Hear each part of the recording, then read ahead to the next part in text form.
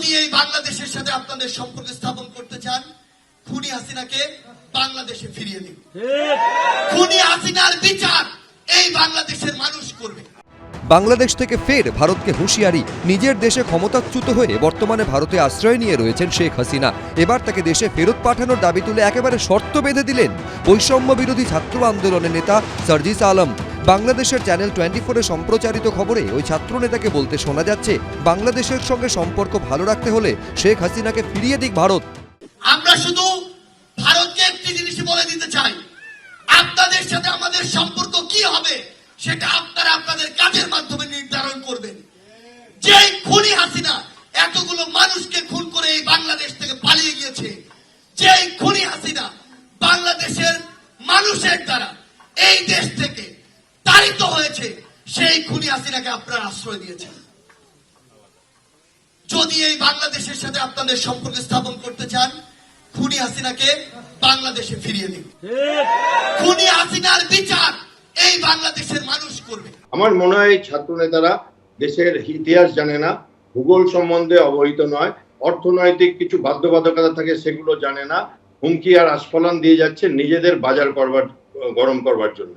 মামার বাড়ির আবদারের মতো করে এরকম করে কথা বললে যে ওনারা আমাদের থ্রেট দিচ্ছেন, আমাদের সাথে ওনাদের ব্যবসা বাণিজ্যের সম্পর্ক আছে এবং ওনারা কখনো এই অধিকার করে নেব, কখনো রক্ত চক্ষু দেখাবো, চোখে চোখ রেখে কথা বলবো, এরকম করে বলছেন। আমার মনে হয় ওনার বয়স কম, রাজনীতি অতটা এখনো বোঝেন না। বাংলাদেশে কোটা সংস্কারের দাবিতে শুরু হওয়া ছাত্র আন্দোলন ধীরে ধীরে পরিণত হয়েছিল শেখ হাসিনার পদত্যাগের দাবিতে গণ আন্দোলনে, যে আন্দোলনকে সামনে থেকে নেতৃত্ব দিয়েছিলেন বাংলাদেশের ছাত্র সমাজ। এদের মধ্যে কেউ ইউনূসের নেতৃত্বাধীন অন্তর্বর্তী সরকারের উপদেষ্টা হয়েছেন, কারুর আবার কোনো কমিটিতে পদপ্রাপ্তি হয়েছে। এদেরই একজন সার্জিস আলম বৈষম্য বিরোধী ছাত্র নেতায় এবার উগরে দিয়েছেন ভারত বিদ্বেষ। এর আগে একই রকম হুঁশিয়ারির সুর শোনা যায় মোহাম্মদ ইউনূসের কথায়।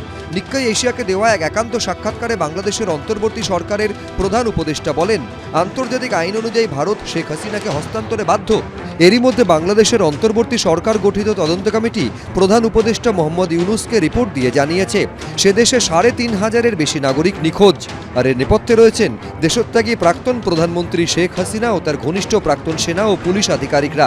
অন্যদিকে বাংলাদেশের রূপপুর পারমাণবিক বিদ্যুৎ কেন্দ্র থেকে বাংলাদেশি মুদ্রায় প্রায় 60,000 কোটি টাকা লোপাটের অভিযোগে প্রাক্তন প্রধানমন্ত্রী শেখ হাসিনা, তার ছেলে সজীব ওয়াজেদ এবং ভাগ্নি টিউলিপ সিদ্দিকির বিরুদ্ধে অনুসন্ধান চালানোর নির্দেশ দিল সে দেশের আদালত। একদিকে যখন মোহাম্মদ ইউনূস থেকে শুরু করে বৈষম্য বিরোধী ছাত্র আন্দোলনের নেতারা হাসিনাকে ফেরত পাওয়ার দাবি তুলছেন, তখন সামনে এসেছে এই ছবিও। সময় চ্যানেলে সম্প্রচারিত ভিডিওতে দেখা যাচ্ছে খুলনা রেল স্টেশনের ডিজিটাল বিলবোর্ডে ভেসে ওঠে এই লেখা, ছাত্রলীগ আবার ভয়ঙ্কর রূপে ফিরবে, জয় বাংলা, জয় বঙ্গবন্ধু, শেখ হাসিনা আবার আসবে। ঘটনা জানাজানি হওয়ার পর স্থানীয় লোকজন খুলনা রেল স্টেশন অবরোধ করেন, পুলিশ গিয়ে পরিস্থিতি নিয়ন্ত্রণে আনে। এবিপি আনন্দ।